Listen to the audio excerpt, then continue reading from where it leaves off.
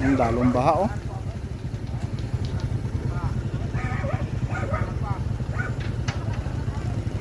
Dito sa may tulay sa Duyok.